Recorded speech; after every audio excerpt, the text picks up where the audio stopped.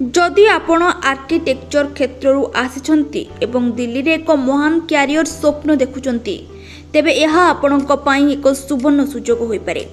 दिल्ली विकास प्राधिकरण डीडीए 2025 वर्ष पई परामर्शदाता पदवी पई नोटिफिकेशन बाहरछि।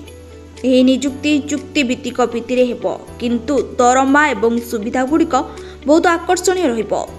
एही नियुक्ति प्रक्रिया रे शेष तारीख 27 मे 2025 रहिछि। यार अर्थ हेउछि आवेदन करिबा पई आपणकर बहुत कम समय बाकी अछि। आग्रही प्रार्थी माने डीडीए रो ऑफिशियल वेबसाइट dda.gov.in को जाई आवेदन फॉर्म डाउनलोड करि परिबे एवं याकू ईमेल माध्यम रे पठाई परिबे।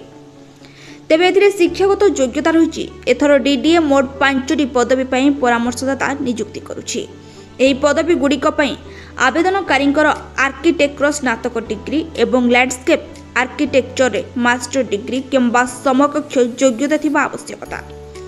केवल डिग्री नुहे प्रार्थींकर संपृक्त क्षेत्र में अभिज्ञता मध्य थिबा आवश्यकता।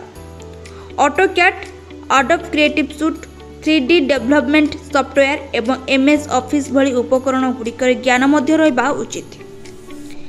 तेबे एथिरे मोट मिलिबो दरमा केते? एही नियुक्तिर दरमा प्रार्थी अभिज्ञता उपरे आधारित हेबो। जेउमानकर 5 रु 10 वर्षर अभिज्ञता अछि सेमाने मासिक 76,000 टंका एवं 3,000 टंका यात्रा भत्ता पाइबे। 5 वर्षरु कम अभिज्ञता थिबा व्यक्ति मानकु मासिक 52,500 टंका दरमा एवं 1,500 टंका यात्रा भत्ता मिलिबो। एही पदवी पई सर्वाधिक बयस सीमा होइतिबा आवश्यक 45 वर्ष, जहाँ 27 मे 2025 पर्यंत वैध रहिबो।